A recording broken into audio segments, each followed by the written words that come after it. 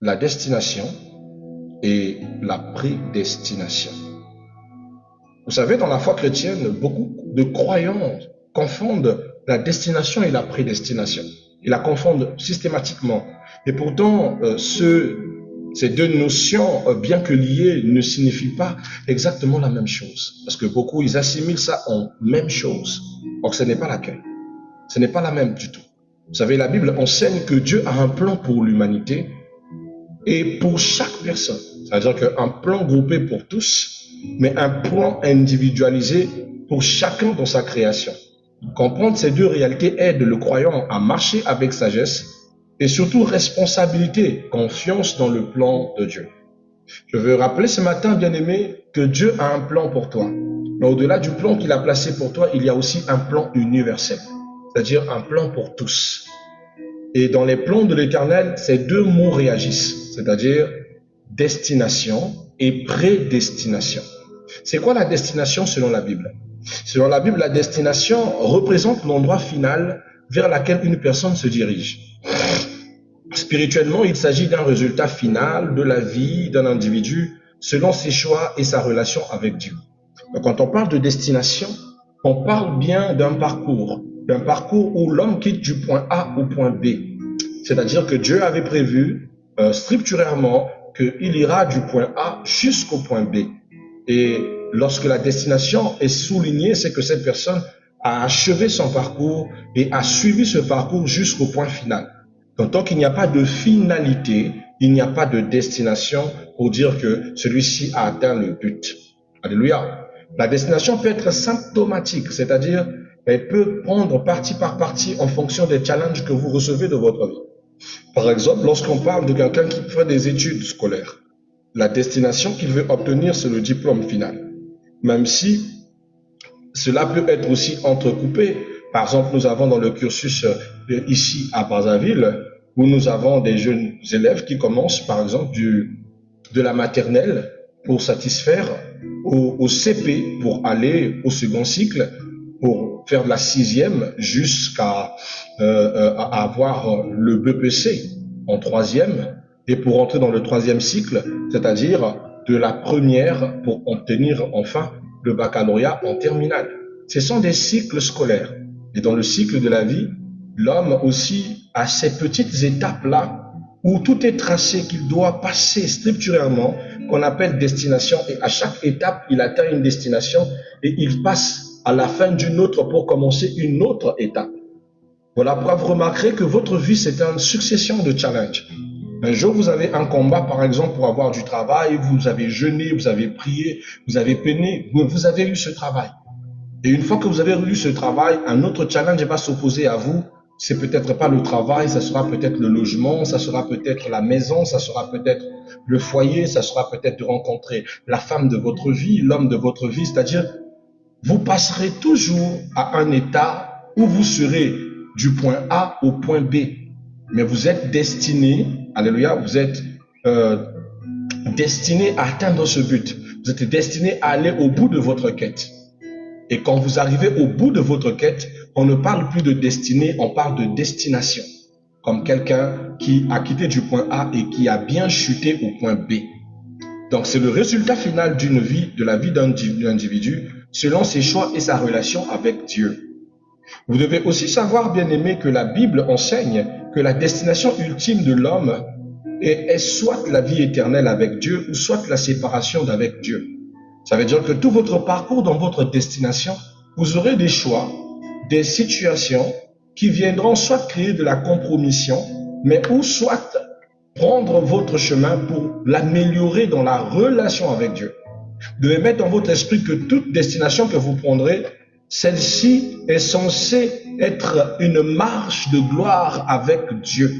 Pas une marche de gloire solitaire ou une marche de gloire de compromission que vous aurez fait parce que vous aviez juste envie d'atteindre vos buts. C'est un peu comme le cas du fils prodigue. Le fils prodigue, tout ce qu'il voulait, c'est d'avoir la richesse, d'avoir l'héritage de son père avant l'heure.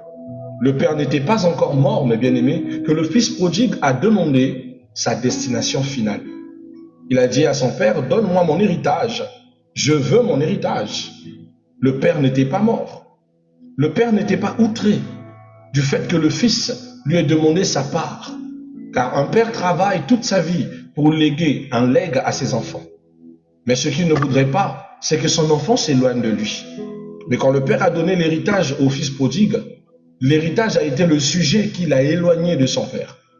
Or, bien aimé, il pouvait recevoir l'héritage et même rester sous son père. Il devait toujours garder non seulement l'amour de son père, mais aussi la sagesse de son père. Mais le fils prodigue a décidé d'aller loin de son père pour faire sa propre marche. Il a sombré dans les désirs de sa chair et de sa passion, et dans la folie des grandeurs de sa richesse. Il a tout dilapidé et il a fini par ne plus avoir quoi que ce soit et s'est relayé à travailler pour des gens jusqu'à être rejeté à travailler dans des pourceaux où il mangeait même la nourriture du porc. Une manière de vous montrer, bien-aimés, comment est-ce que Dieu sait nous faire grâce quand nous lui demandons quelque chose. Mais quand il nous dispose une chose dans notre destination, ce que Dieu attend, c'est que nous marchons avec lui. Il n'attend pas que nous nous séparons de lui. Mais nous, quand Dieu nous bénit, moins nous sommes dans sa présence.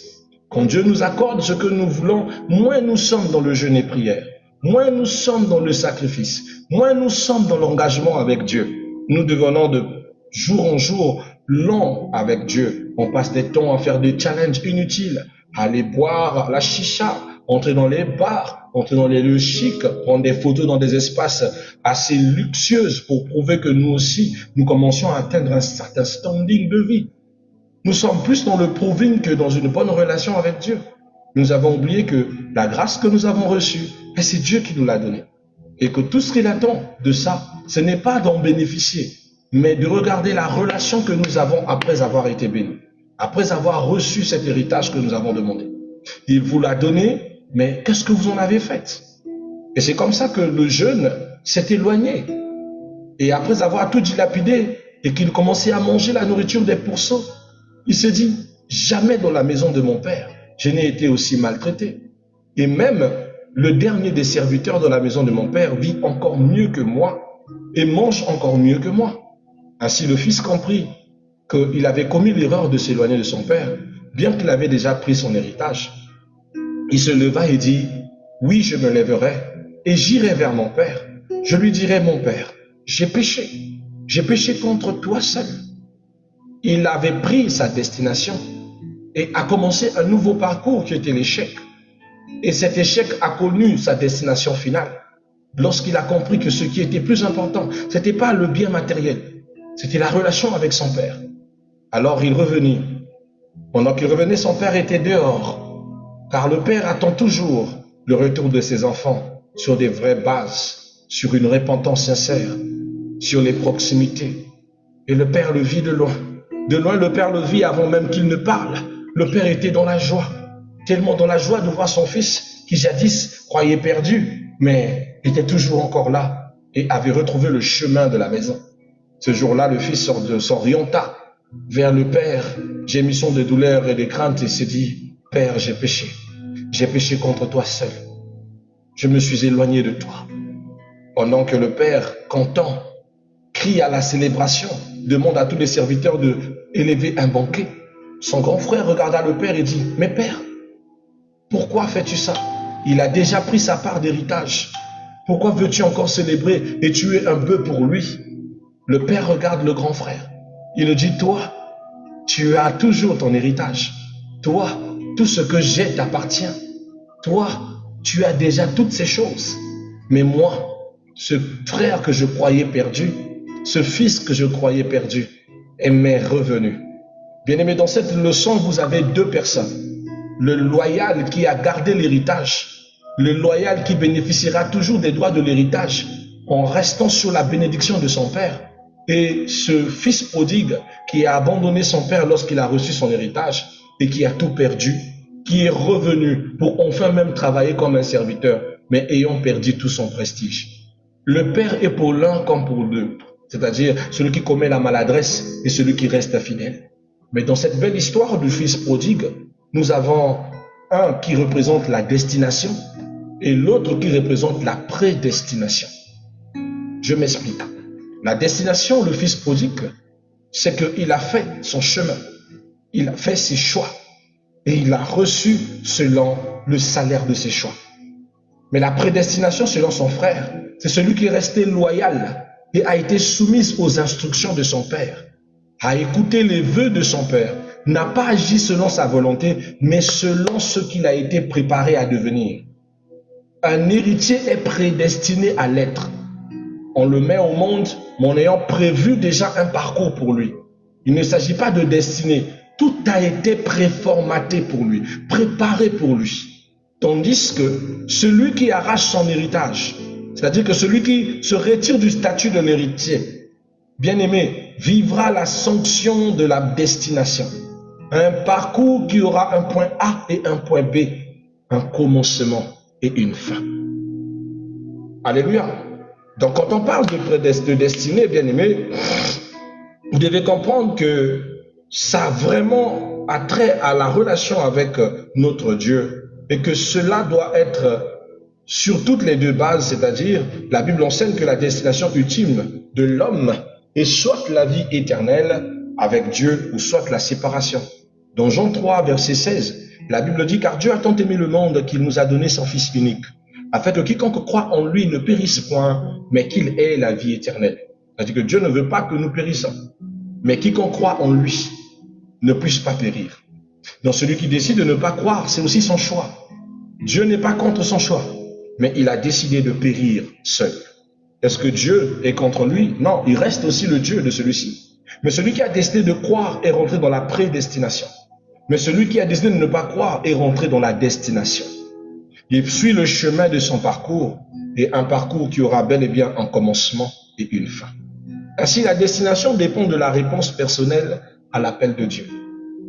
Oui, vous recevez la destination selon la réponse que vous donnez à Dieu quand il vient à vous, quand il veut de vous, quand il veut être votre Dieu, quand il veut être votre guide et que vous choisissez délibérément de le délaisser pour choisir vos besoins ou vos envies les plus pressantes. La vie éternelle avec Dieu dans Matthieu chapitre 25 verset 46, il est écrit que ceux qui iront au châtiment éternel, mais les justes à la vie éternelle. La séparation avec Dieu, des 2 Thessaloniciens chapitre 1, 9, il est écrit, ils auront pour châtiment une ruine éternelle, loin de la face de Dieu. C'est ceux qui suivent le parcours de la destination. C'est pourquoi je suis toujours contre ceux qui viennent me dire, Père, prie que Dieu me montre l'homme de ma destinée, l'homme de ma destinée. Non, nous sommes des prédestinés. On est au-dessus de la destinée.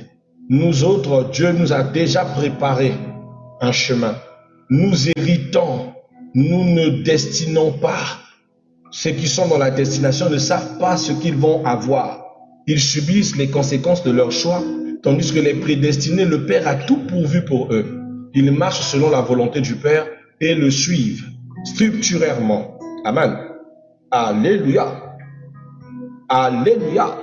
Mais Dieu ne souhaite pas la perdition de l'homme. Vous savez, dans 2 Pères, chapitre 3, verset 9, la Bible dit, le Seigneur ne tarde pas dans l'accomplissement de ses promesses, mais il use de patience, ne voulant pas qu'aucun périsse. Dieu ne veut pas qu'on périsse, mais c'est nous qui choisissons.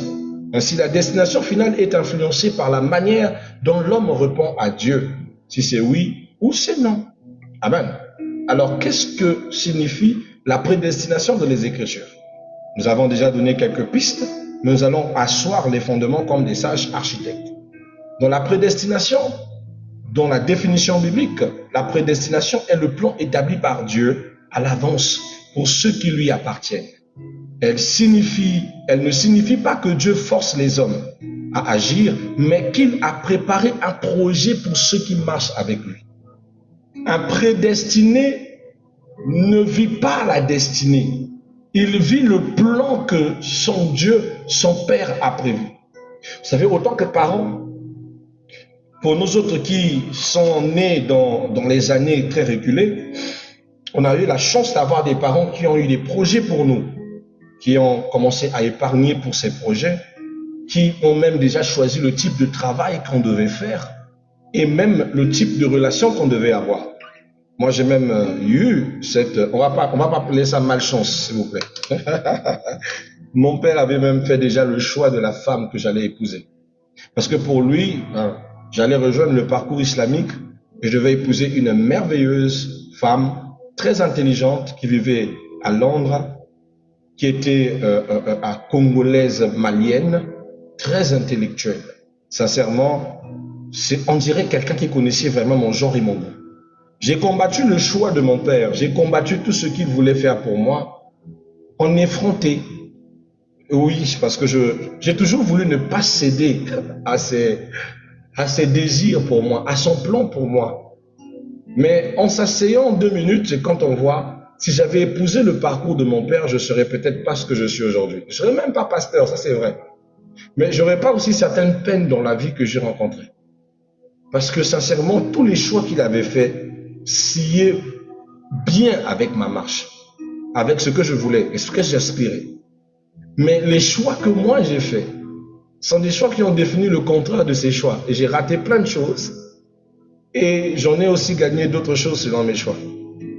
Il y a un petit regret dans le sens que je n'ai pas été soumise à ce que mon père avait prédestiné pour moi. Mais il y a une joie dans tout ça, c'est que dans mon choix, où j'aspirais plus dans le regard de ma mère, parce que ma mère n'aimait pas les choix de mon père, elle m'influençait beaucoup, elle m'a montré le chemin de l'Éternel, bien que je n'avais pas une belle vie à l'époque. Donc je ne regrette pas d'avoir suivi le chemin de l'Éternel. Mais dans cette nuance, je montre un parent qui a tout organisé pour la vie de son enfant. S'il n'avait pas voulu que son enfant souffre, s'appauvrisse, mais il a voulu un parcours, mais il était trop dur. Au point où il m'a pénalisé, m'a bloqué, ne me donnait plus de l'argent, ne m'entretenait plus parce que je ne voulais pas suivre son chemin. Mais quand je regarde aujourd'hui la configuration de Dieu dans la prédestination, à la différence de mon père, Dieu ne m'a pas forcé la main. Il avait un plan qu'il avait préparé pour moi. Il avait dit à mon père depuis le début. Quand j'étais encore dans le sein de ma mère, l'Éternel faisait révéler à des prophètes et même à son propre frère, lui disant que l'enfant que tu mettras au monde sera un serviteur de Dieu. Il s'appellera Jésus-Christ. Voilà mon vrai nom de naissance quand Dieu s'est révélé à mes parents. Mais malheureusement, mon père ne pouvait pas supporter ça. Comment donner à son fils le nom de Jésus-Christ? Il dit ça va peser sur lui, ça va influencer son avenir. Moi, je ne veux pas qu'il serve Dieu, je ne veux pas qu'il soit laminé à cause du chemin du Seigneur. Tous ceux qui ont servi Dieu, soit sont morts catastrophiquement ou ont subi trop de souffrances dans leur vie. C'est un père qui ne voulait d'aucune souffrance pour son enfant. Alors il a combattu cette révélation. Mais tellement que les prophètes venaient nombreux auprès de lui pour lui donner ce nom et dire que cet enfant s'appellera Jésus-Christ. Il est allé voir son frère, qui était l'abbé Dominique Wamba qui va lui rappeler que oui, l'Éternel lui a aussi dit que je devais m'appeler Jésus. Et il dit, mais c'est trop fort, grand frère, trouve une solution. C'est comme ça que l'abbé Dominique va lui dire, écoute, si tu ne veux pas lui donner l'entièreté du nom, alors donne-lui au moins, choisis entre Jésus ou Christ. C'est comme ça que mon père a décidé que je m'appellerais Christ. Mais tellement qu'il était exotérique, mon père, il s'est dit, je ne peux pas lui donner Christ tout simplement. Si je lui donne le nom de Christ, ça ne va rien changer. Il sera serviteur de Dieu demain. Alors je vais lui donner un autre nom exotérique, mais je vais le placer là où personne ne le saura. Alors il a pris le prénom de mon grand-père qui s'appelait Anissé, Lamba perd son âme, et il a décidé d'ajouter quelque chose de spécial à ce nom. Mon père et moi, personnellement, nous sommes d'origine de l'Égypte antique. C'est-à-dire que nous sommes les migrants de l'Égypte qui sont passés par le Soudan du Soudan. En passant par la Centrafrique et de la Centrafrique, c'est répandu sur les villes côtières. Vous comprenez? Donc, je suis un descendant de l'Égypte antique. Et c'est comme ça que mon père relie un peu le parcours de nos ancêtres et se souvient que dans la mythologie égyptienne, il y avait un dieu opposé au dieu de la fertilité. Et ce dieu s'appelait Seth. Et Seth est le représentatif du Satan égyptien. Alors, il a décidé qu'il prendra le nom Seth, qu'il agencerait au prénom de mon grand-père pour que ça soit mon prénom. pour que celui-ci puisse nuire à mon appel.